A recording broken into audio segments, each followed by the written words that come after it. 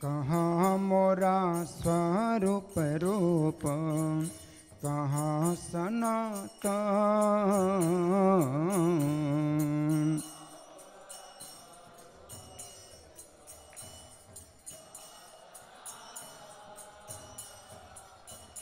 कहाँ दास रघुनाथ पतित पावन।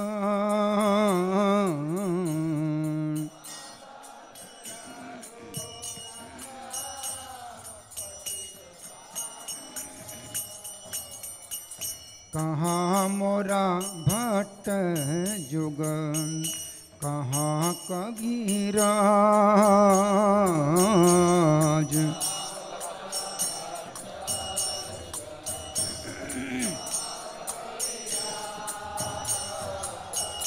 एक काल को था गेला गोरा नटराज।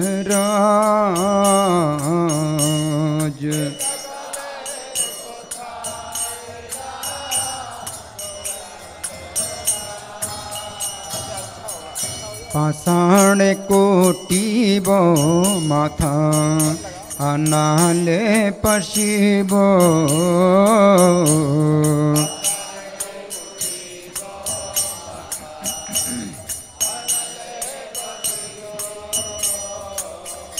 गोरांगा गुणेरा निधि कोथा गेले पाबो।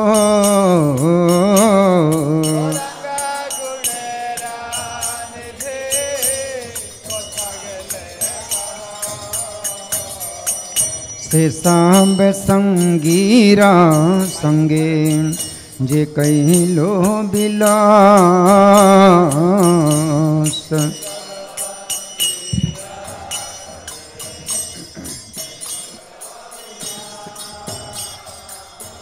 से संग न पाइया कांदे नरोत्तम दास।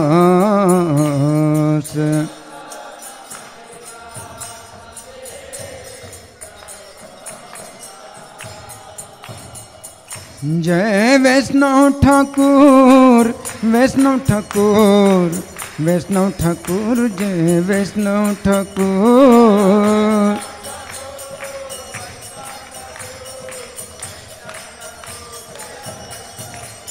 जय वैष्णव ठाकुर, वैष्णव ठाकुर, वैष्णव ठाकुर, जय वैष्णव ठाकुर।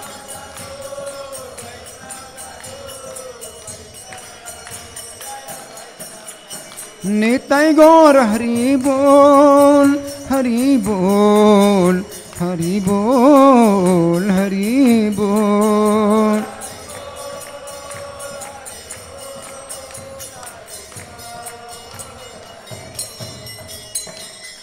श्रील परमेश्वर दास ठाकुर तिरुभाव तिथि महामहोत्सव की। तो ये जो भजन है इसके शब्द इस प्रकार से हैं। जो प्रेम का धन लेके आए थे प्रचुर करुणा के कारण, वे प्रभु श्रील परमेश्वर दास ठाकुर कहाँ चले गए। कहाँ मोरा स्वरूप रूप, कहाँ मेरे स्वरूप दामोदर गोस्वामी चले गए, कहाँ रूप गोस्वामी चले गए, कहाँ सनातन गोस्वामी चले गए, कहाँ दास रघुनाथ पतित पावन, और पतितों को पवित्र करने वाले रघुनाथ दास गोस्वामी कहाँ चले गए। हरि बोल, हरि बोल। माताई, माता जी, आप लोग थोड़ा सा अभ्यास करिए इशारे से बात करने का। यहाँ पर बड़े अभ्यास की बात है, अभ्यास की आवश्यकता है कि आपस में बातें बिल्कुल ना करें, मुंह बिल्कुल ना खोलें और बात इशारे से करें। बहुत आवश्यकता है, इसके लिए बड़ी प्रशिक्षण की आवश्यकता है, ट्रेनिंग, बहुत ट्रेनिंग की ज़रूरत है। अभी ट्रेनिंग है ही नहीं यहाँ। मुँह से ही बोलना पड़ता है, इशारे से बोल नहीं सकते आप लोग, बहुत आवश्यकता है। तो मैं क्या बता रहा था, पतितों को पवित्र करने वाले रघुनाथ दास गोस्वामी कहाँ चले गए। कहाँ मोरा भट्ट जोग, मेरे दोनों भट्ट कहाँ चले गए। कौन से दोनों भट्ट, रघुनाथ भट्ट गोस्वामी, गोपाल भट्ट गोस्वामी कहाँ चले गए। कहाँ कविराज, कविराज कहाँ, कृष्णदास कविराज कहाँ चले गए। एक काले को था गेला गोरा नटराज, नटराज नर्तकों के राजा गौर वर्ण के कहाँ चले गए। चैतन्य महाप्रभु। पाषाणे कुटिबो माथा, अपने माथे को मैं पत्थर में फोड़ूं अथवा अनले पसीबो या अग्नि में प्रवेश करूं। गौरांगा गुणे रणनिधि को था गिले पावो। तो गुणों के जो समुद्र गौरांग भगवान हैं उनको किस प्रकार से मैं प्राप्त करूं। से सब संगीरा संगे जे कई लो विलास। जितने संगी थे उन्होंने भगवान के संग में विलास किया, उनका संग ना पाकर के नरोत्तम दास रो रहे हैं।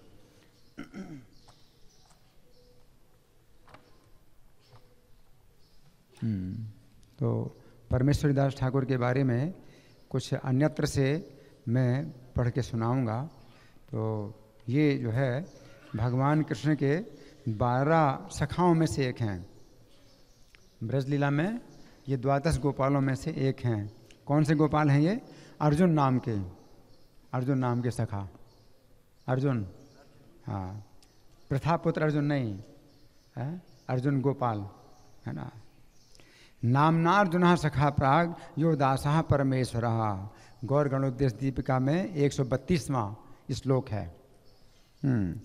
श्री परमेश्वर दास ठाकुर वैद्य कुल में आविर्भूत हुए।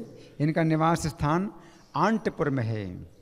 आंटपुर, इस स्थान का पहले का नाम बिसखाली था। ये स्थान हावड़ा आमता रेल लाइन की चापा डांगा शाखा के आंटपुर स्टेशन के नज़दीक है। हाँ, और यहाँ राय तेज बहादुर दीवान के द्वारा स्थापित श्री राधा गोविंद जी का प्राचीन मंदिर पास में ही है। महाप्रभु ने नीच मूर्ख पतित सबका उद्धार करने के लिए नित्यानंद प्रभु को गौड़ देश जाने का आदेश दिया। गौड़ देश जाने का आदेश दिया। महाप्रभु नहीं जा सकते, माता के आदेश से बंधे हैं, जगन्नाथपुरी में रहेंगे, है ना। लेकिन उनका जो कार्य है कौन करेंगे? नित्यानंद प्रभु। तो गौरांग भगवान के जो शरीर हैं वो नित्यानंद प्रभु हैं। तो अपना जो शरीर का कार्य है, क्या शरीर का कार्य है? नीच मूर्ख पतित का उद्धार करना। सब नीच मूर्ख पतितों का उद्धार करना। हम सब लोग अगर वैसे बन जाए तो उद्धार हो जाएगा, है ना। नीच मूर्ख पतितों का उद्धार करने का जो कार्य है भगवान चैतन्य ने सौंपा नित्यानंद प्रभु को। गौड़ देश जाओ, हाँ। तो महाप्रभु की आज्ञा पाकर नित्यानंद प्रभु ने अपने गणों को साथ में लिया और गौड़ देश की ओर प्रस्थान किया। उनमें से ये भी नित्यानंद प्रभु के गण कौन है? परमेश्वर दास ठाकुर। उस समय श्री रामदास, श्री गदाधर दास, श्री रघुनाथ वैद्य, श्री कृष्णदास पंडित और परमेश्वरी दास और पुरंदर पंडित, ये सभी नित्यानंद प्रभु के साथ में थे। रास्ते में चलते चलते नित्यानंद प्रभु के पार्षदों के विभिन्न भाव प्रकाशित हुए। चैतन्य भागवत में लिखा है, कृष्णदास पंडित परमेश्वरी दास, पुरंदर पंडित परम उल्लास, नित्यानंद स्वरूपेर यत आपते गण, नित्यानंद सबे नित्यानंद संगे सबे करीला गमन, पथ चलिते ही नित्यानंद महाशय, सर्व परिषद आगे कैला प्रेममय, सवार हईल आत्मविस्मृति अत्यंत, कार देह कत भाव नाही तार अंत। तो इसका अर्थ ये है कि श्री कृष्ण दास पंडित, श्री परमेश्वरी दास और पुरंदर पंडित में बहुत उल्लास है। नित्यानंद प्रभु के जितने गण हैं सब ने नित्यानंद के साथ गमन किया। रास्ते में चलते हुए नित्यानंद प्रभु ने सब पार्षदों को प्रेममय कर दिया। प्रेममय का मतलब ब्रज का जो स्वरूप है वो प्रकट हो गया उनका। ब्रज में वो क्या थे, पिछले जन्म में क्या थे, वो उस भाव में आ गए। हाँ, तो इस शरीर में जो भाव है वो चला गया। नित्यानंद प्रभु की कृपा से ब्रज का जो भाव है वो पैदा हो गया। हाँ, तो सब अपने आप को भूल गए। कृष्णदास परमेश्वरी दास दो ये जन, गोपाल भावे हाय हाय करे अनुच्छन। कृष्णदास और परमेश्वरी दास ये दो लोग जो है गोपाल भाव में हाय हाय हाय हाय करते हैं। हाँ, गौओं को जब हाँकते हैं ना, है ना, तो क्या बोलते हैं? हाय हाय हाय हाय। पीछे से जो है आवाज़ करते हैं तो गौएं जो है आगे बढ़ती हैं, उनको संकेत मिलता है कि हाँ आगे बढ़ना है ना। तो इस प्रकार से श्री कृष्णदास और परमेश्वरी दास गोपाल भाव में हाय हाय हाय हाय करते हैं। परमेश्वरी दास नित्यानंद लीला की पुष्टि के एक प्रधान पार्षद हैं। नित्यानंद प्रभु के जीवन है। चैतन्य भागवत के अंत खंड में कहा गया है नित्यानंद जीवन परमेश्वरी दास, जहाँ रे विग्रहे नित्यानंदे रे विलास। परमेश्वरी दास तो नित्यानंद प्रभु के जीवन है, जिनके शरीर में नित्यानंद प्रभु विलास करते हैं। 8पुर गांव में परमेश्वरी दास के सेवित गौर विग्रह में महाप्रभु प्रकाशित हुए। उन्होंने जो है गौरांग महाप्रभु का विग्रह परमेश्वरी दास ने स्थापित किया 8पुर में, तो महाप्रभु प्रकट हो गए उस विग्रह में। तो चैतन्य भागवत में ये वर्णन है, पुरंदर पंडित परमेश्वरी दास, जहाँ रे विग्रहे गौर चंद्रे रे प्रकाश, सत्वरे धाइया आइले न से इच्छने, प्रभु देखी प्रेम योगे कांदे दुई जने। तो उस गौरांग महाप्रभु के विग्रह में, अर्चा विग्रह में चैतन्य महाप्रभु स्वयं प्रकट हो गए। तो ये दोनों भागे ये सुन करके, कौन? पुरंदर पंडित और परमेश्वरी दास, शीघ्रता से उसी क्षण दौड़ते हुए और महाप्रभु का दर्शन करके दोनों प्रेम से रोने लगे। कभी भगवान स्वयं प्रकट हो जाए अपने विग्रह में, है ना। तो परमेश्वरी दास कुछ समय के लिए खड़दह में रहे और कुछ समय के लिए वृंदावन में रहे। तो वृंदावन आते समय पुरी जिला के गरलगाछा गांव में रहे। जब श्री नरोत्तम दास ठाकुर खड़दह गए तो उन्होंने उनको पुरी के रास्ते का विवरण दिया था। नरोत्तम दास ठाकुर को परमेश्वर दास ने पुरी का रास्ता बताया था। परमेश्वरी दास ठाकुर के स्मरण से ही कृष्ण भक्ति प्राप्त होती है। इस प्रकार की महिमा चैतन्य चरितामृत में है। आज जिनका तिरुभाव हरि बोल। परमेश्वरी दास नित्यानंद के शरण, कृष्ण भक्ति पाए तारे जी कर स्मरण। क्या? परमेश्वरी दास नित्यानंद के शरण, कृष्ण भक्ति पाए तारे जी कर स्मरण। स्पष्ट है अर्थ है। अर्थात श्री परमेश्वरी दास जी ने नित्यानंद प्रभु की एकमात्र शरण ली है। जो इनका स्मरण करेगा वो कृष्ण भक्ति प्राप्त करेगा। हरि बोल। परमेश्वरी दास ठाकुर की अलौकिक शक्ति थी। एक समय की बात है, हुगली जिला के श्री रामपुर के निकट आकना महेश नामक गांव में श्री कमलाकर पिप्पलाई के निवास स्थान पर हरि नाम संकीर्तन हो रहा था। सुनो, हरि बोल हरि बोल हरि बोल। सुनो, क्या सुना? एक बार हुगली जिला के श्री रामपुर के निकट आकला महेश नामक गांव में कमलाकर पिप्पलाई के निवास स्थान पर, ये कमलाकर पिप्पलाई ये जो गौर लीला में हुए हैं, ये ब्रज लीला के महाबल नाम के सखा हैं। महाबल नाम के सखा हैं। तो उनके घर में कीर्तन हो रहा था। महाबल यहाँ है। हरि बोल। तो हरिनाम संकीर्तन हो रहा था और परमेश्वर दास ठाकुर बड़े प्रेम में प्रमत्त होकर नृत्य कर रहे थे। तो उनके प्रेम में मतलब नृत्य देख करके ईर्ष्यालुओं को जो है बहुत अंदर से जलन हो रही थी, बहुत ईर्ष्या हो रही थी। वैष्णवों का प्रभाव अगर जनता में फैले और जनता बहुत इकट्ठी हो गई तो ईर्ष्यालुओं को जो है बहुत जलन हो रही। बुखार 104 बुखार हो गया उनको, है ना। तो उन्होंने क्या किया कि उच्च संकीर्तन ध्वनि और नृत्य को देखकर उन पाखंडियों के शरीर में जलन होने लगी। वहाँ के कीर्तन स्थान को कलंकित करने के लिए वे आए। तो संकीर्तन स्थल पर एक मरा हुआ सियार फेंक दिया। मरा हुआ सियार फेंक दिया, उससे क्या होगी? जनता भी भागेगी, है ना। तो संकीर्तन का जो है प्रभाव घटेगा। तो मरा हुआ सियार फेंक दिया, है ना। किंतु वैष्णव प्रवर परमेश्वरी दास ने संकीर्तन बंद नहीं किया। उनके संकीर्तन के प्रभाव से मरा हुआ सियार जिंदा होकर कीर्तन करने लगा। संकीर्तन का प्रभाव और बढ़ गया। वो भी 2 पैर से खड़ा होकर के नाचने लगा उस संकीर्तन में। इस घटना को देखकर सभी विस्मित और परमानंद में निमग्न हो गए। वैष्णव वंदना में लिखा है, परमेश्वर दास बंदी व सावधाने, श्रृगाले लवयान नाम संकीर्तन स्थाने। यानी परमेश्वर दास की मैं सावधानी से वंदना करता हूँ। उन्होंने तो मरे हुए सियार को भी जिंदा करके उसके से संकीर्तन करवा दिया। अरे वो हरि वो। तो उस मंदिर के सामने 2 वृक्ष हैं, जिनमें एक बकुल का वृक्ष है, दूसरा कदम्ब का है। दोनों वृक्षों के बीच में परमेश्वर दास ठाकुर की समाधि है। तो परमेश्वर दास ठाकुर का जो नाम आता है हमारे वैष्णव कैलेंडर में, उसमें हाथ का निशान लगा है। और हाथ के निशान का मतलब क्या है कि इनका साल में एक ही दिन आता है। तो तिरुभाव है तो आविर्भाव अज्ञात है। ठीक है, तो साल में एक ही दिन आता है, तो आज हमें जो है लाभ उठाना चाहिए इनकी कृपा प्राप्त करने का। तो समाधि के ऊपर तुलसी का मंच है, इनकी समाधि के ऊपर तुलसी का मंच है। परमेश्वर दास ठाकुर के समय जो 2 बकुल के वृक्ष थे, उनकी शाखाओं से ये वृक्ष उत्पन्न हुए हैं, ऐसा कहा जाता है।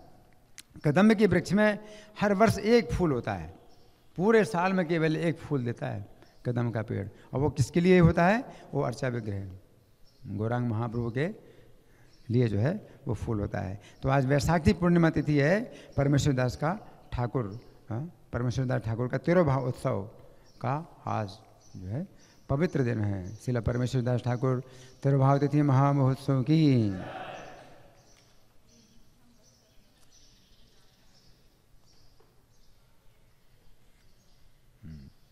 तो मैंने जैसे नोट किया उसी क्रम में हम चर्चा करेंगे। अब दूसरी चर्चा करेंगे हम राधा रमन देव जी का आविर्भाव।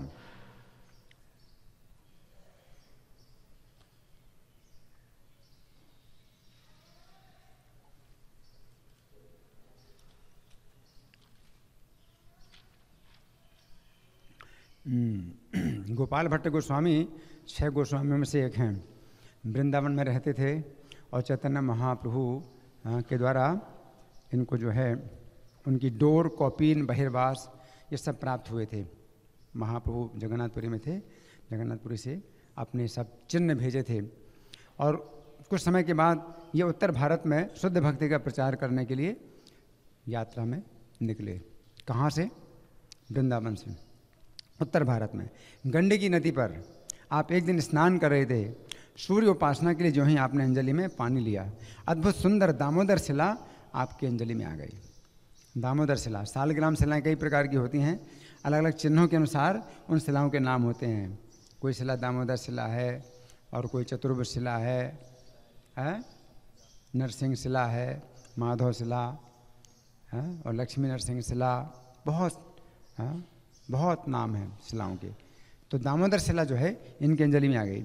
इसी पर दूसरी अंजलि में छोटी बड़ी सालग्राम शिलाएँ आईं, कुल मिला के 12 शिलाएँ इनके पास आ गई।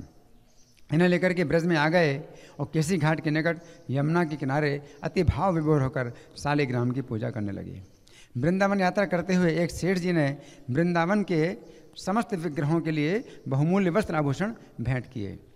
यानी कल नरसिंह चतुर्दशी थी ना, तो कल के दिन जो है कोई सेठ आए और वृंदावन के जितने मंदिर अर्चा विग्रह थे सब को जो है वहाँ अपने जो है वस्त्र आभूषण भेंट किए। गोपाल भट्ट जी को भी वस्त्राभूषण दिए तो उन्होंने ले लिए। अब ले तो लिया, अब विचार कर रहे हैं कि इनका कैसे उपयोग हो। यूटिलिटी इज दी प्रिंसिपल, उपयोगिता ही सिद्धांत है। अब उपयोग कैसे किया जाए, क्योंकि हमारे ठाकुर तो सालिग्राम जी हैं। अब कैसे धारण कराऊं, ये बात सोचते सोचते रात भर नींद नहीं आई। और क्या प्रार्थना की कि आज नरसिंह चतुर्दशी है, आप खंभे से निकले थे, तो जब खंभे से निकले थे तो सालिग्राम से भी निकलने में आपको क्या परिश्रम है? तो सालिग्राम से भी निकलो। तो रात भर जो है रोते रहे, सोए नहीं। और सवेरे जब देखा आश्चर्य आनंद की सीमा न रही, सालिग्राम से जो है निकल आए त्रिभंग ललित मुरलीधर।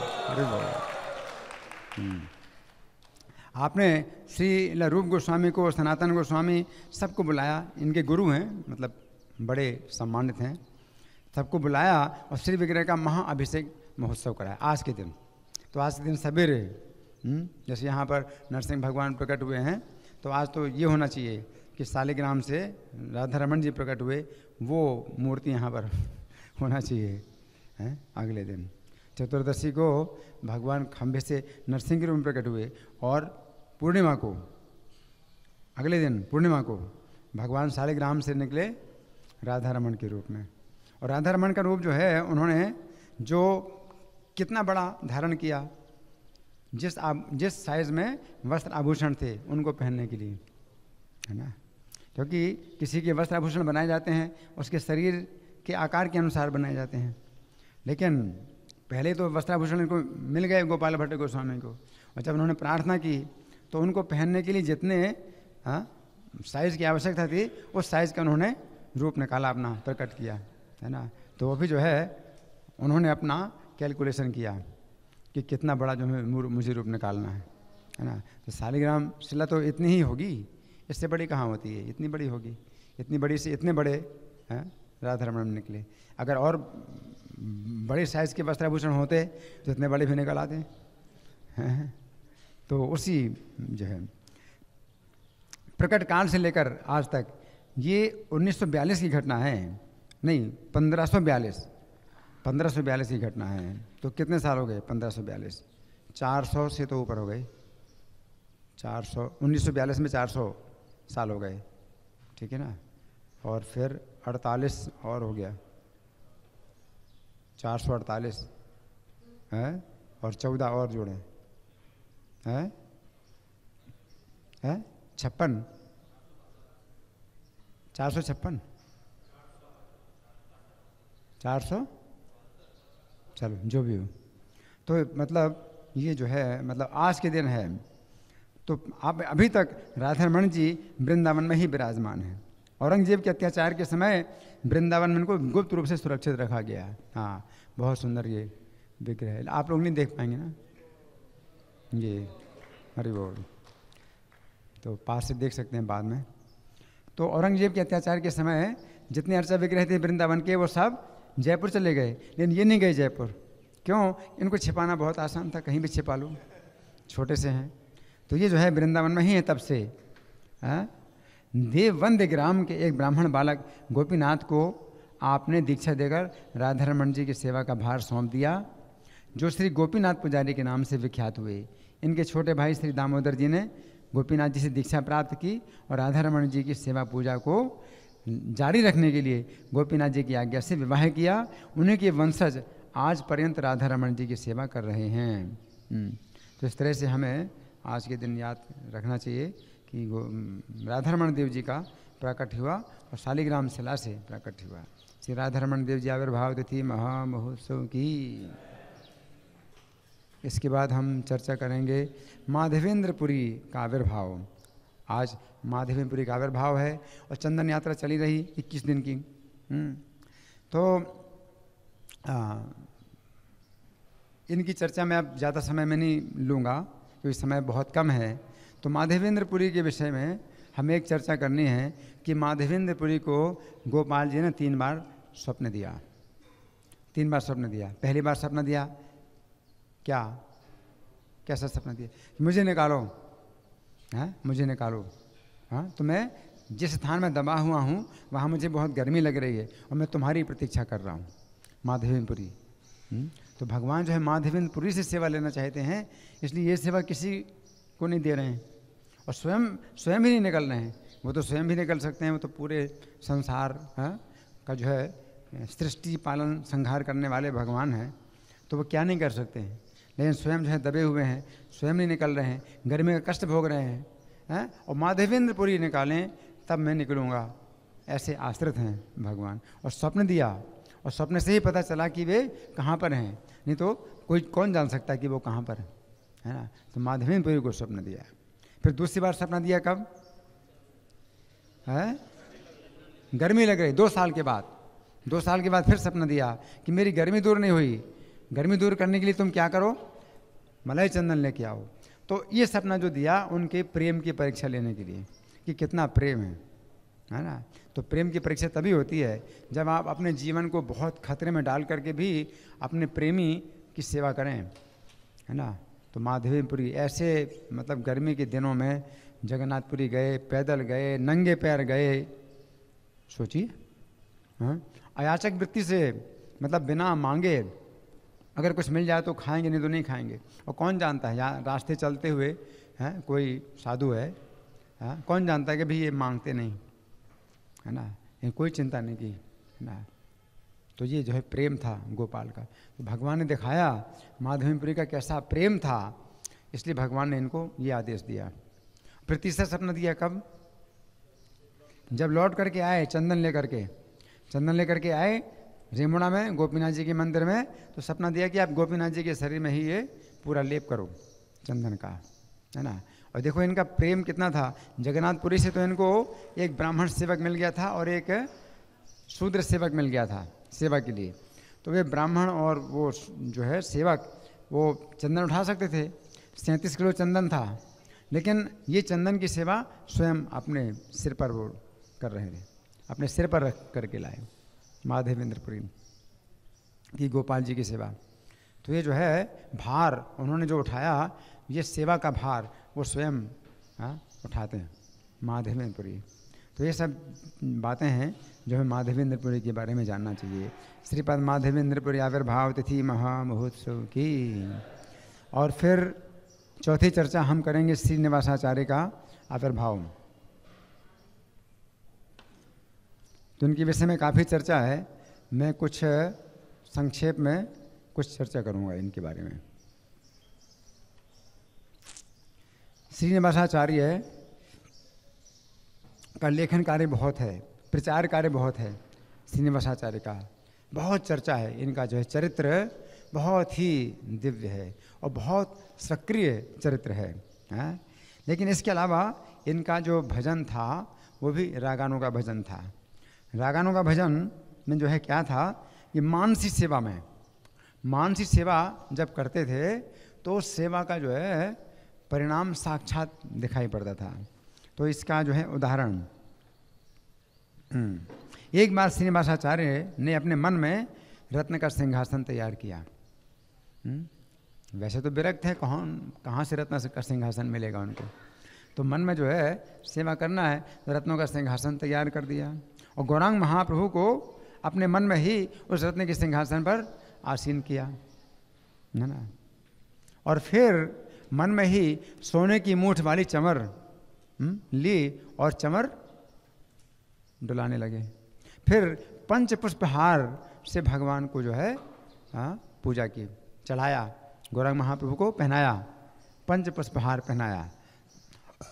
अब वो इसी सेवा में जो है उन्होंने क्या देखा कि गौरांग महाप्रभु अपने गले से माला उतार करके इनके गले में पहना रहे हैं। अब ये जो है मतलब देखा है उन्होंने, क्योंकि सचमुच भगवान तो मानसी सेवा भी स्वीकार करते हैं, मन से भी सेवा स्वीकार करते हैं भगवान, है ना। आप जो है मतलब और किसी की मन से सेवा नहीं कर सकते। आप कहें प्रभु मन से मैंने आपको 1000 रुपये दे दिए, मुझे क्या, मुझे नहीं चाहिए ऐसी सेवा मुझे नहीं चाहिए, लेकिन भगवान को आप दे सकते हो मन से। तो गौरांग महाप्रभु ने जो है इनकी मानसिक सेवा स्वीकार की और इनके मन में ही जो है क्या आया, दिखाई दिया कि गौरांग महाप्रभु अपने गले की वो माला जो उन्होंने पहनाई थी इनके गले में डाल दी। अब वो जो है गले में जब डाली तो इतनी कृपा, तो वो सोच भी नहीं सकते थे कि इतनी कृपा महाप्रभु कर सकते हैं कि अपने गले की माला मेरे गले में डाल दी। तो उनका ध्यान भंग हो गया, और जब ध्यान भंग हो गया तो बाहरी चेतना में आए तो श्रीनिवासाचार्य ने देखा कि वो परम सुगंध युक्त फूलों का हार गले में लटक रहा है उनके। हरि बोल। और रत्नों का सिंहासन भी बनाया था, वो तो किसी को नहीं दिखाई दिया, गौरांग महाप्रभु नहीं दिखाई दिए, लेकिन गौरांग महाप्रभु ने अपने गले की माला इनके गले में पहनाई और वो जो है सबके दृष्टिगोचर हो गई। नारायण। तो एक तो ये घटना है।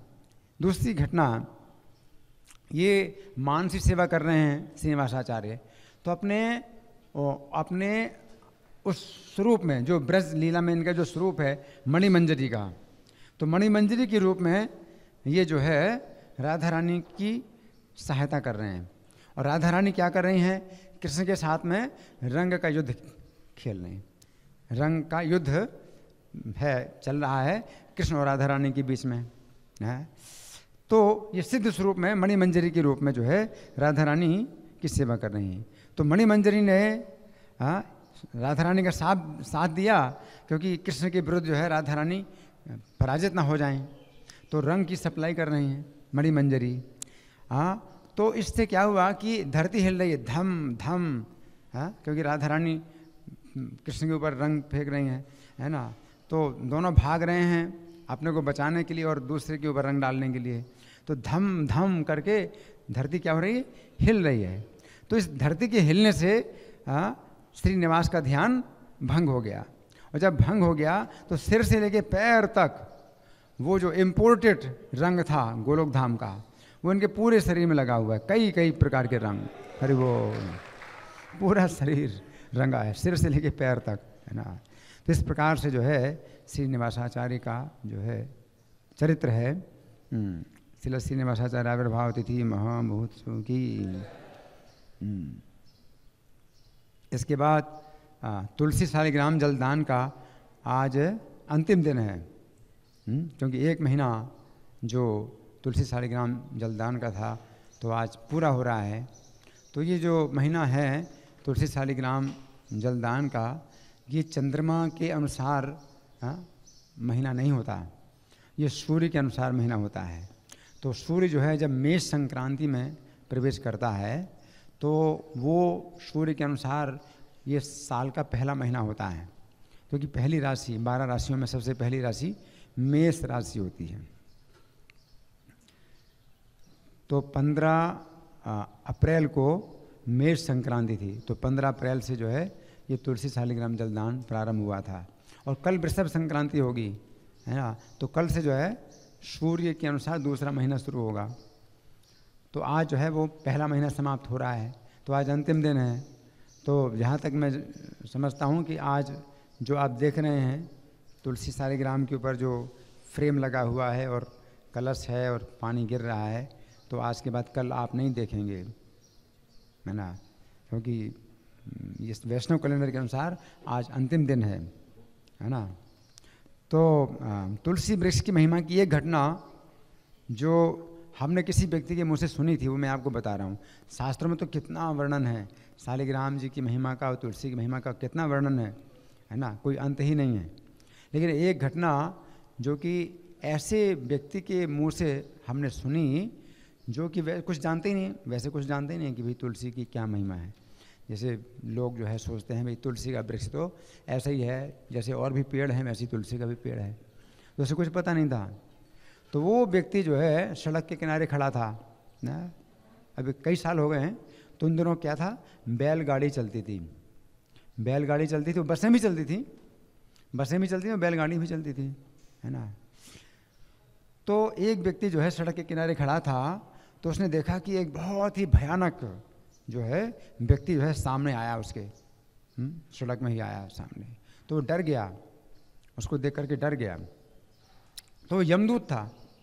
तो कभी कभी किसी पापी को लेने के लिए एक ही यमदूत आता है, कभी 2 यमदूत आते हैं, कभी 3 यमदूत आते हैं। तो प्रभुपाद कहते हैं कि जिनके पाप मन वाणी शरीर तीनों से होते हैं तो उनके लिए 3 यमदूत आते हैं, और जिनके पाप जो है मन वाणी शरीर में से किसी एक से ही होता है तो एक ही यमदूत आता है, और किसी के पाप मन वाणी शरीर में से 2 के द्वारा होते हैं तो 2 यमदूत आते हैं। तो एक यमदूत दिखाई दिया तो वो डर गया, सड़क के किनारे जो खड़ा था वो डर गया।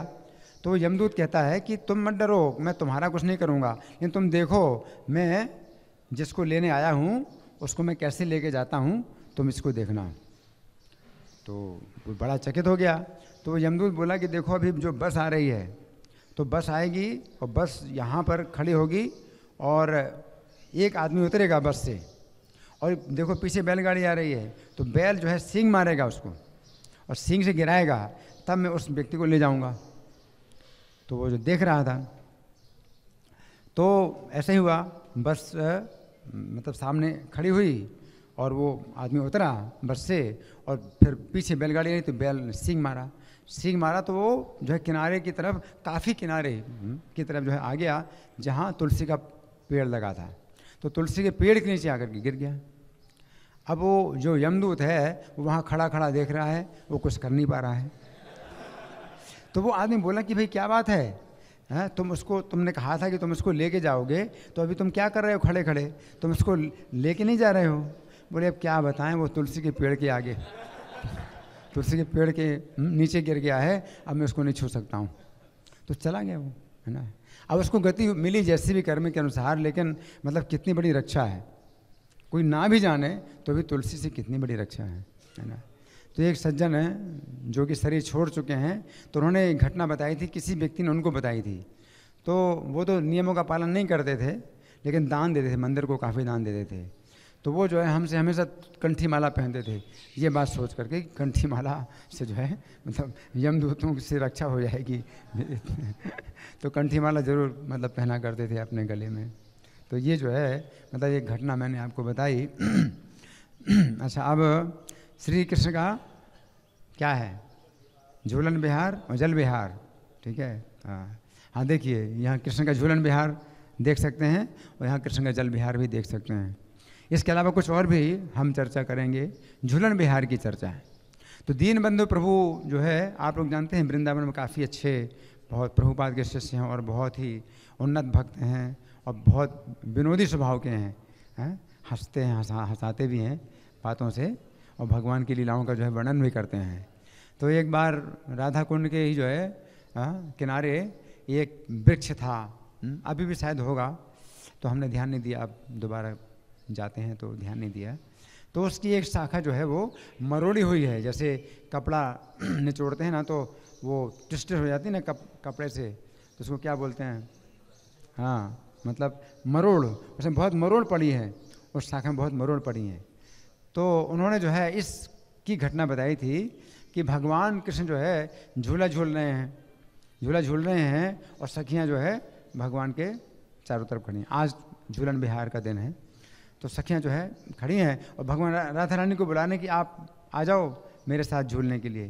और राधा रानी कहती कि नहीं, मैं नहीं आऊँगी। कृष्ण कहते क्यों नहीं आओगी? तो राधा रानी कहती हैं कि तुम जो है बहुत जोर से झूलते हो तो मुझे डर लगता है, मैं नहीं आऊँगी। तो कृष्ण कहते नहीं नहीं, मैं धीरे धीरे झूलूँगा, आ जाओ। तो राधा रानी बैठ गई। अब धीरे धीरे झूल रहे हैं, बड़ा अच्छा लग रहा है, राधा रानी बड़ी प्रसन्न हो रही हैं। और फिर धीरे धीरे कृष्ण ने किया लंबा अपना झूला, और लंबा, फिर और लंबा, फिर और लंबा, फिर इतना लंबा कि पूरा चक्कर लगाया। ऐसे कई चक्कर लगा दिए उन्होंने उस शाखा में कई चक्कर लगा दिए। तो उस शाखा में वो मरोड़ें पड़ी हैं उसी कारण से कि भगवान ने जो है ऐसे झूला झूला था, है ना। और राधा रानी जो है डर के मारे कृष्ण को कस के पकड़ लेती हैं, आलिंगन करती हैं। तो कृष्ण यही चाहते थे। तो इस तरह से जो है भगवान ने झूलन विहार की लीला करी। फिर भगवान कृष्ण का जल विहार है। तो ये घटना राधा कुंड महिमा माधुरी से मैं कुछ पढ़ के सुनाऊंगा। तो इसमें जो भगवान का जल विहार है, इसमें बड़ा सुंदर वर्णन है। इसकी सब बातें तो मैं नहीं पढ़ सकता, क्योंकि कुछ बातें ऐसी हैं जो कि हमारे मतलब समझने के लिए नहीं है, हम लोग नहीं समझ पाएंगे। तो वृंदा देवी जो है ये कार्य करती हैं कि राधा कृष्ण और गोपियों को राधा कुंड के शीतल जल में लीला विलास का आनंद लेने हेतु ले आती हैं। हंस, कोयल और तोते और चातक जैसे पंक्षियों की ध्वनियाँ विभिन्न ऋतुओं में सुनाई पड़ती हैं। कृष्ण की प्रसन्नता हेतु ये पक्षी साथ साथ एक स्वर में राधा कुंड के तट पर मधुर गान करते हैं। तो ये संगीत है भगवान का। तो वहाँ पर कोई संगीतकार नहीं है अपने संगीत बजाएं, लेकिन ये पक्षी लोग हैं, यही संगीत पैदा करते हैं वहाँ पर। तो कृष्ण की जो है जो जल विहार है, कृष्ण जल विहार करेंगे तो पहले से ही संगीत चल रहा होता है। तो ये संगीत जो है भगवान के पक्षी लोग हैं जो करते हैं। अब जो है दोनों दल जो है तैयार हैं जल युद्ध करने के लिए। तो राधा रानी तो जो है अभी तट पर खड़ी हैं, राधा रानी नहीं इस युद्ध में भाग ले रही हैं। राधा रानी की सखियाँ एक पक्ष में हैं और कृष्ण अकेले हैं एक पक्ष में, है ना। तो अब जो है हर्ष ध्वनि करती हुई दो प्रतिद्वंदी टोलियाँ हैं। एक उसी राधा की सखियाँ हैं और दूसरी कृष्ण के सखा लोग हैं। तो राधा रानी सखियाँ चाहती हैं कि राधा रानी की जीत हो और कृष्ण के सखा चाहते हैं कृष्ण की जीत हो। तो वृंदा, धनिष्ठा, नांदीमुखी का एक मंडप है जो इस युद्ध का दर्शन करती हैं। तो जब गोपियाँ कृष्ण को हराती हैं तो फूलों की पंखुड़ियाँ बरसाती हुई ये सखियाँ जो है जय राधे चिल्लाती हैं। और जब कृष्ण विजय होते हैं तो दूसरा मंडप है सुबल, मधुमंगल, ये सब जो है सखा हैं। तो वो कृष्ण की जय हो, कृष्ण की जय हो और फूलों की वर्षा करते हैं। इसलिए दोनों पक्षों से जो है फूलों की वर्षा होती है। अब कृष्ण गोपियाँ फिर से युद्ध करते हैं। तो सबसे पहले तो बड़े आराम से पानी उछालते हैं दोनों तरफ, लेकिन फिर उत्साह बढ़ता है। तो फिर जो है युद्ध हो गया, थोड़ा भयानक युद्ध हो गया, उग्रतापूर्वक युद्ध हो गया, तेजी से पानी डाल रहे हैं एक दूसरे के ऊपर। फिर कृष्ण पर जो है आघात करती हैं गोपियाँ इकट्ठा। तो फिर कृष्ण जो है अपना बल प्रयोग करते हैं। अब अकेले पड़ गए कृष्ण, तो उन्होंने सोचा तो मुझे बल प्रयोग करना पड़ेगा। तो अत्यंत बल का प्रयोग करके बर्बरता पूर्वक जो है पानी की बाढ़ ला देते हैं उनके ऊपर, एकदम से पानी इतनी जोर से बाढ़ ला देते हैं, तो सब सखियाँ जो है एक साथ परास्त हो गईं। हाँ, क्योंकि सखियाँ जो है कृष्ण के प्रहार को सहन नहीं कर सकीं और विजय की आशाओं को त्याग दिया, पराजय स्वीकार कर ली और सिर झुका लिए, मुंह को हाथों से ढक लिया। और कृष्ण की विजय हो गई, अंतिम विजय कृष्ण की हो गई। मधुमंगल जो है किनारे पर खड़े होकर के अब चिल्लाने लगे क्या, अब इसका जो है मुझे परिणाम चाहिए, अब जो है हो गया, समाप्त हो गया खेल। हे सखा तुम जीत गए। देखो अभिमानी सखियां अपने रत्न आभूषणों को छिपा करके भागने का प्रयास कर रही हैं। ये हार गई हैं तो अपने रत्न आभूषणों को छिपाने का प्रयास कर रही हैं। शीघ्रतापूर्वक इनके आभूषण छीन लो और मुझे दे दो। मैं मथुरा में जाऊंगा, बेचूंगा और मिठाई खरीद कर खाऊंगा और तब मैं वापस आ जाऊंगा। मधुमंगल की विचित्र कथन को सुनकर ललिता जो है बहुत गुस्सा हुई। हाँ, बिना सोचे बेचारे चिल्लाई, दुष्ट मूर्ख, प्रतीक्षा करो, अभी हम प्रतिशोध लेंगे, बदला लेंगे तुम्हारी इस बात का, ललिता चिल्लाई। इस समय कृष्ण युद्ध के लिए जो है अपना इनाम मांगते हैं कि लाओ इनाम, हार गई हो तो लाओ मुझे कुछ इनाम दो। तो गोपियाँ जो है अब तो उनकी रुचि रही नहीं कि अब कि दोबारा युद्ध करें। हैं, उनके केस हैं, वस्त्र हैं, मालाएं सब ढीली हो गई हैं। हाँ, प्रिय सखियों को शक्तिहीन देख करके, निस्तेज देख करके, अपने विजय पर मुस्कुराते कृष्ण को देखकर राधा जी जो है प्रण प्रतिज्ञा करते हैं कि इनके गर्व को अब जरूर दूर करना है। बहुत गर्व हो गया इनको। तो राधा रानी ने प्रतिज्ञा की।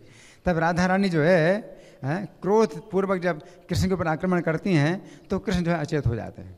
राधा रानी आक्रमण से कृष्ण अचेत हो जाते हैं। अब ललिता सखी बोली कि हे राधा, अब आप जो है विश्राम करो। देखो कृष्ण का मुकुट गिर गया, कौस्तुभमणि में जो है आपका स्वरूप प्रतिबिंबित हो रहा है। आपके सुंदर कपोलों की शरण, आपके सुंदर कपोल इसमें दिखाई दे रहे हैं। कृष्ण के मस्तक से तिलक भी धुल करके मिट गया है। गले की मालाएं भी चिथड़े हो गई हैं और कानों के कुंडल भी कांप रहे हैं। हे सखी, अब कृष्ण बहुत शोक मग्न हो गए हैं, अतः उन्हें और ज़्यादा अब प्रताड़ित ना करो। तो अंत में फिर कहा, इस जल युद्ध में किसकी विजय होती है? राधा रानी की। तो राधा रानी की विजय होती है और कृष्ण अंत में हार जाते हैं। तो इस प्रकार से ये भगवान कृष्ण का जो है जल विहार है। तो अभी हमारे पास समय है तो हम लोग जो है कुछ चर्चा कर सकते हैं आप लोगों के साथ में। तो आज हमने 7 त्योहारों की चर्चा की है। तो पहला क्या था? सबसे पहला हमने क्या चर्चा की? परमेश्वरी दास ठाकुर। तो परमेश्वरी दास ठाकुर भगवान कृष्ण की लीला में, ब्रज लीला में कौन है? अर्जुन नाम के सखा हैं। अर्जुन नाम के सखा हैं। और इनका जो कीर्तन है, इनका जो कीर्तन है तो कमलाकर पिपलाई के घर में हो रहा था कीर्तन। कमलाकर पिपलाई कौन है? महाबल नाम के सखा हैं। उनके घर में कीर्तन हो रहा था और भक्त लोग कीर्तन कर रहे थे और इनका जो है बड़ा प्रबल उत्साह के साथ कीर्तन हो रहा था। तो जो ईर्ष्यालु थे उनको कैसा लगा?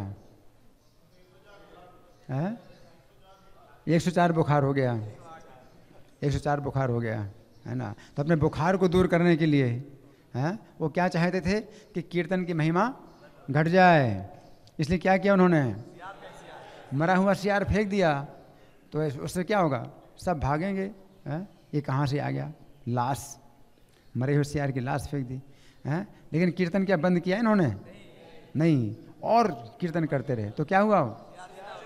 सियार जिंदा हो गया, वो भी कीर्तन में नृत्य करने लगा और संकीर्तन की महिमा घटने की जगह और बढ़ गई। राधा रमण जी का आविर्भाव हमने दूसरी चर्चा की है। तो राधा रमण जी का आविर्भाव जो हुआ तो इसका कारण क्या था? गोपाल भट्ट गोस्वामी को जो है ऐसी क्या आवश्यकता पड़ी, उन्होंने क्या प्रार्थना की थी? कौन बताएगा? चित्तरंजन। हाँ, बुरा। किसी सेठ ने वस्त्र आभूषण दिए थे। किस दिन की बात है? नरसिंह चतुर्दशी की बात है। नरसिंह चतुर्दशी यानी कल के दिन किसी सेठ ने वस्त्र आभूषण दिए थे धारण कराने के लिए। तो उन्होंने मना नहीं किया, ले लिया। उस समय नहीं सोचा था, भगवान की सेवा के लिए सोचा कि देखा जाएगा कैसे कर रहे हैं सेवा। तो भक्त लोग जो है कोई चीज़ मिलती है भगवान की सेवा में तो लेते हैं, फिर बाद में सोचते हैं कैसे लगाएं। प्रभुपाद ने एक सूत्र दिया है ना, वो क्या सूत्र है? उपयोगिता ही सिद्धांत है। उपयोग करना है इनका। अब उपयोग करना है, विचार करते रहे कैसे उपयोग करूं, तो समझ में नहीं आ रहा कैसे उपयोग करूं, शालिग्राम जी को कैसे धारण कराऊं। तो रात भर रोते रहे और क्या प्रार्थना की थी, कौन बताएगा? विभू के सब।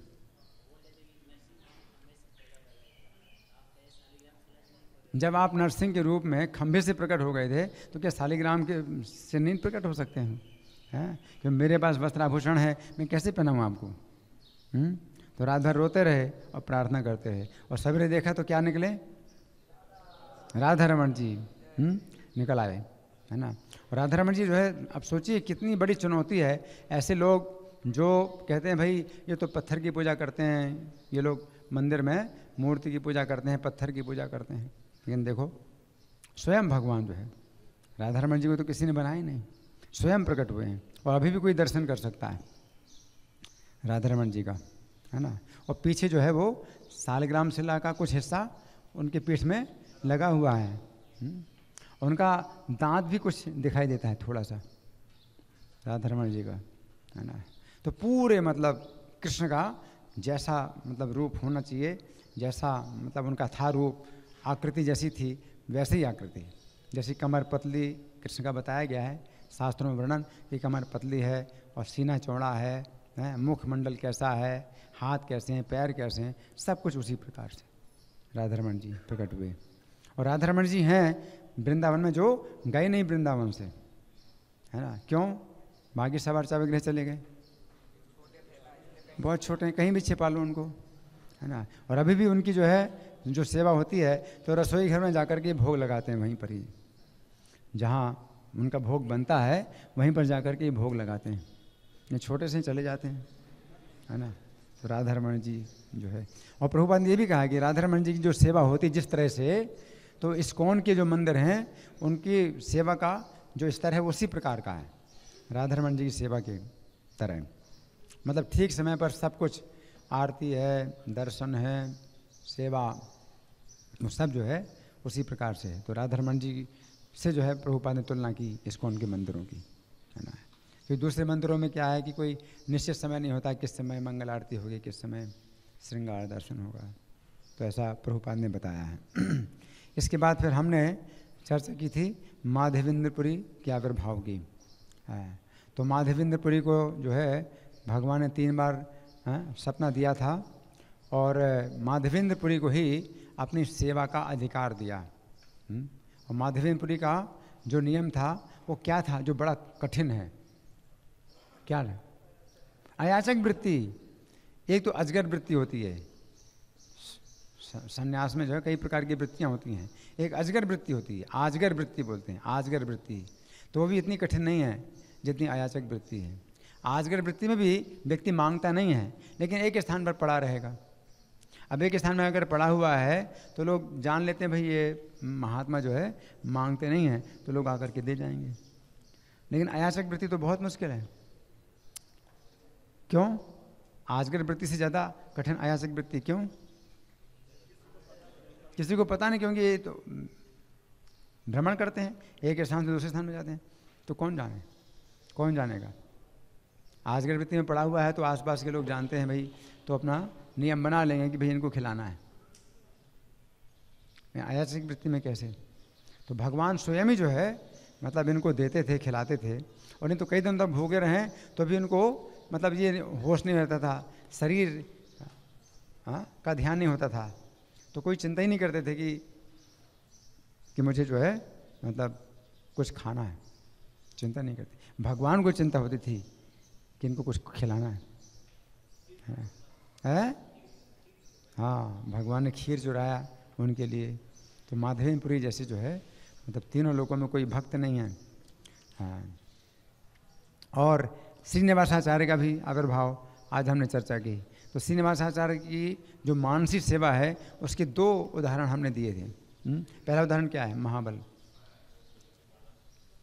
गले की माला चैतन्य महाप्रभु इन्होंने मन में ही गले मतलब माला पहनाई 5 प्रकार के जंगली फूलों से बना करके, है ना, माला पहनाई। और चमर कैसा था? सोने की मूठ वाला चमर था, चमर डुलाया। और सिंहासन कैसा था?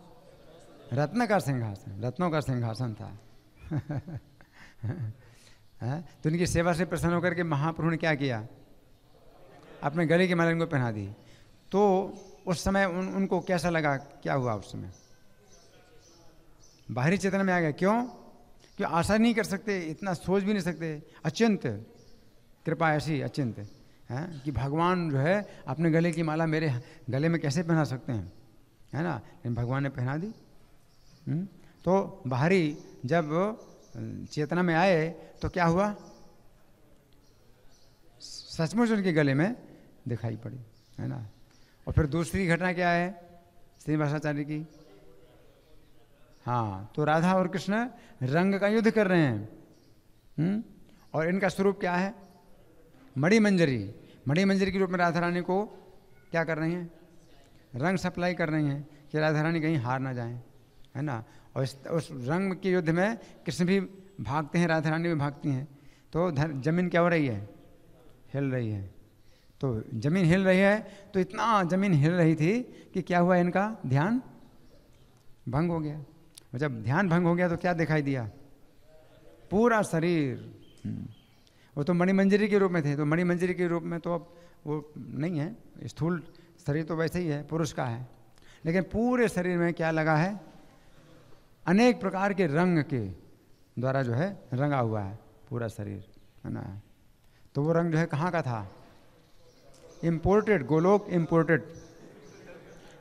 इम्पोर्टेड कलर है, मल्टी कलर है, मेड इन गोलोक, है ना, ये मैन्युफैक्चर्ड इन गोलोक, है ना। और तुलसी वृक्ष की आज तो जो है अंतिम दिन है तुलसी शालिग्राम जलदान का।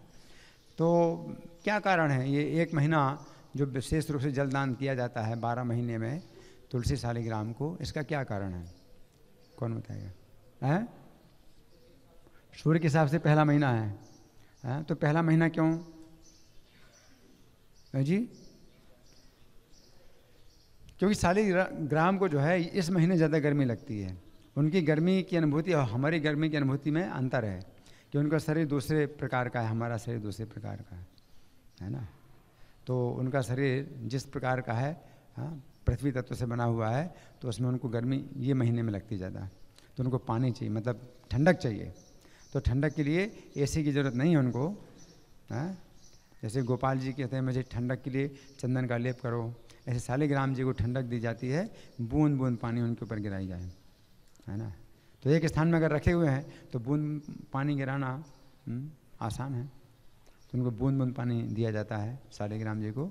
और वो पानी जो है तुलसी जी को प्राप्त होता है, तो तुलसी जी को भी प्रसन्नता होती है। भगवान के शरीर का जल तुलसी जी को प्राप्त होता है, तो दोनों की प्रसन्नता होती है।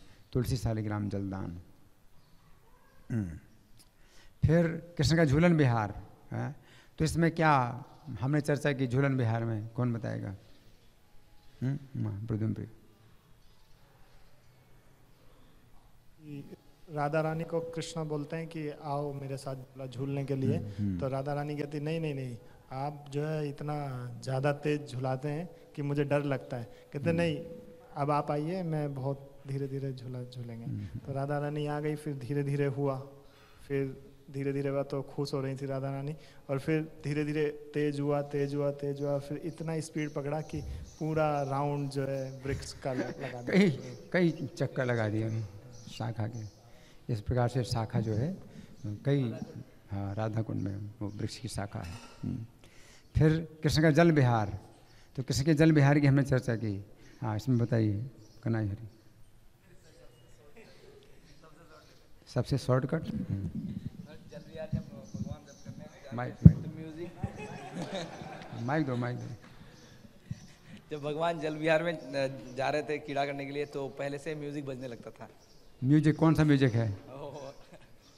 पक्षियों का। पंछियों का। पक्षियों का। म्यूजिशियंस, वृंदावन के म्यूजिशियन, राधा कृष्ण के म्यूजिशियन हैं? कौन है? तोता, चातक, मोर, हाँ, कोयल, हाँ ये सब। हाँ हाँ, फिर क्या? बोलो बोलो बोलो बोलो आगे। और आप बताओ क्या हुआ फिर? तो फिर जो है युद्ध हुआ, तो पहले कृष्ण और सखियों के बीच में युद्ध हुआ। तो युद्ध में दो पार्टियां थी, जैसे आपने बताया। नहीं, सुना नहीं पड़ रहा ना सबको, आपने सुना नहीं पड़ रहा। कौन बताएगा साफ साफ? चलो आप बताओ। हाँ, उसमें दो प्रकार के दर्शक थे, दो प्रकार के दर्शकों के दल थे। एक दल किसका था? सखियों का था, जो राधा रानी की जीत में राधा रानी की जय हो, राधा रानी की जय हो, और फूलों की वर्षा करती थी। और दूसरा दल कौन था? कृष्ण का। कृष्ण के सखाओं का था। जब कृष्ण जीतेंगे तो कृष्ण की जय हो, कृष्ण की जय हो, फूलों की वर्षा करेंगे। तो दो दल जो है, दर्शकों के दो दल वहाँ जो है देख रहे थे, है ना। तो सबसे पहले युद्ध हुआ, तो कभी कृष्ण हारते हैं, कभी सखियाँ हारती हैं, और इस तरह से चल रहा है। लेकिन फिर जब सब सखियाँ मिलकर के कृष्ण के ऊपर जल डालती हैं, तो कृष्ण ने फिर अपना बल प्रयोग किया। क्या किया? बाढ़ ला दी, एकदम बाढ़ ला दी। तो सब एक साथ हार गई, सब एक साथ हार गई हैं। मुँह भी ढक लिए, और जो है सब ढीले हो गई सखियाँ, हैं। तो उस समय मधुमंगल क्या बोला? मधुमंगल बहुत खुश हुआ। बोले ये देखो कैसे मुँह छिपा के भाग रही है, अभी इसको जाने मत देना। गहने, इनका गहने भी लो, बस इनका गहने भी छीन के दो, और मथुरा जाऊंगा, बेच के मिठाई खाऊंगा। हाँ, इनके रत्न जो है सब लेकर के मुझे दे दो, हे कृष्ण, इनके सब रत्न जो है लेकर के मुझे दे दो। ये हार गई हैं, और मुझे दो, और मैं क्या करूँगा? मथुरा में जा कर के बेचूँगा, और मिठाई खरीद करके खाऊंगा, फिर वापस आ जाऊंगा यहाँ। तो ललिता ने जो है फिर डांटा उसको कि अभी हम तुमको दिखाते हैं अभी। तो फिर राधा रानी ने प्रतिज्ञा की, और कृष्ण बहुत प्रसन्न हो गए कि मैं तो जीत गया हूँ, बहुत हर्षित हो गए। तो राधा रानी ने कहा कि अब तुम्हारा जो है गर्व मैं जो है चूर्ण करूँगी, है ना। तो अंत में फिर राधा रानी परास्त करती हैं कृष्ण को। माधवेंद्रपुरी और श्रीनिवासाचार्य के तो बहुत विस्तृत चरित्र है ना उनका। जन्म की घटना तो ऐसे कुछ विशेष नहीं मिलती है, लेकिन चरित्र बहुत विस्तृत है। तो हमने जो है इसलिए ज़्यादा चर्चा नहीं की कि कल से आप लोगों ने उपवास किया हुआ है, कल का उपवास है, तो इसलिए जो है हमने सोचा कि भैया आप लोगों को प्रसाद ग्रहण करना है, इसलिए ज़्यादा चर्चा नहीं की। माइक पर बोलो, माइक पर सबको सुनाओ। ये माधवेंद्रपुरी का एक और घटना है, आप बता रहे थे ऑडिटोरियम में जब लेक्चर ले रहे थे। तो ये माधवेंद्रपुरी का फर्स्ट टाइम नित्यानंद प्रभु से जब मिले थे, तो बहुत एक दूसरे के गले ही मिल रहे थे कई घंटों तक। तो वो थोड़ा बताएंगे प्रभु जी? माधवेंद्रपुरी और नित्यानंद प्रभु का जो मिलन हुआ, तो उसमें ये बताया गया कि माधवेंद्रपुरी भी रहते थे तो किसी का संग नहीं करते थे, और जंगलों में ज़्यादातर वो जंगलों में रहते थे। माधवेंद्रपुरी एक वन से दूसरे वन में जाते थे। क्योंकि संसारी लोगों का संग नहीं करना चाहते थे, क्योंकि कृष्ण से विमुख हैं। तो माधवेंद्रपुरी जो है जंगल में जाते थे, और जंगलों में ये इस आशा से जाते थे कि कोई तपस्वी हो, कोई विरक्त हो, जिससे कृष्ण की चर्चा सुने। तो जंगलों में भी जो है बहुत से तपस्वी विरक्त मिलते थे, ये उनके मुख से भी कृष्ण की चर्चा नहीं होती थी। तो जंगल में भी जो है निराश होते थे, शहर में भी निराश होते थे, माधवेंद्रपुरी हर जगह निराश होते थे। उसी प्रकार से नित्यानंद प्रभु का भी हाल था, वे भी हर जगह निराश होते थे, उन्हें भी कोई भक्त नहीं मिल रहा था। लेकिन जब भगवान की कृपा से दोनों का जब मिलन हुआ, तो दोनों को एक दूसरे से जीवन प्राप्त हुआ। दोनों एक दूसरे को गुरु मान रहे हैं। नित्यानंद प्रभु माधवेंद्रपुरी को अपना गुरु मान रहे हैं, माधवेंद्रपुरी नित्यानंद प्रभु को गुरु मान रहे हैं, है ना। दोनों एक दूसरे को गुरु मान रहे हैं, जबकि दोनों के गुरु अलग अलग हैं। लेकिन हमारी जो गुरु परंपरा है, उसमें नित्यानंद प्रभु को माधवेंद्रपुरी का शिष्य माना है। माधवेंद्रपुरी को नित्यानंद प्रभु का गुरु माना गया है, क्योंकि भक्ति सिद्धांत सरस्वती ठाकुर ने जो विचार किया है इस गुरु परंपरा का, उसमें बहुत सूक्ष्म विचार है। वैसे तो माधव नित्यानंद प्रभु तो भगवान है ना, तो सबके गुरु हैं, वो तो गुरु तत्व हैं। नित्यानंद प्रभु तो गुरु तत्व हैं, लेकिन फिर भी नित्यानंद प्रभु माधवेंद्रपुरी को अपना गुरु मान रहे हैं, शिक्षा गुरु है। कृष्ण भावनामृत की शिक्षा उनको प्राप्त हो रही है, और दोनों एक दूसरे को अपना गुरु मान रहे हैं। लेकिन फिर भी किसका विचार ज़्यादा महत्वपूर्ण है? नित्यानंद प्रभु का। भक्ति सिद्धांत सरस्वती ठाकुर ने नित्यानंद प्रभु के विचार को ज़्यादा महत्व दिया। तो नित्यानंद प्रभु ने अगर माधवेंद्रपुरी को अपना गुरु माना है, तो उस परंपरा में माधवेंद्रपुरी के शिष्य के रूप में नित्यानंद प्रभु का नाम लिखा है ना। तो इस तरह से बड़े सूक्ष्म विचार हैं, तो इसलिए बहुत लोग समझ नहीं पाते हैं कि भक्ति सिद्धांत सरस्वती ठाकुर ने जो गुरु परंपरा बनाई है, तो उसमें कैसे मतलब ये नाम आ गए। तो बहुत लोगों को जो है इसमें शिकायत होती है या विरोध करते हैं कि ये मतलब इस तरह की गुरु परंपरा क्यों है, लेकिन इसमें बहुत सूक्ष्म विचार है ना। ठीक है, और कोई प्रश्न किसी का? धन्यवाद। श्रील परमेश्वर दास ठाकुर तिरुभाव तिथि महामहोत्सव की, श्री श्री राधारमण देव जी आविर्भाव तिथि महामहोत्सव की, श्रीपाद माधवेंद्रपुरी आविर्भाव तिथि महामहोत्सव की, श्रील श्रीनिवासाचार्य आविर्भाव तिथि महामहोत्सव की, श्रीमती तुलसी सालिग्राम जलदान महामहोत्सव की, श्री कृष्ण झूलन विहार महामहोत्सव की, श्री कृष्ण जल विहार महामहोत्सव की, श्री चंदन यात्रा महामहोत्सव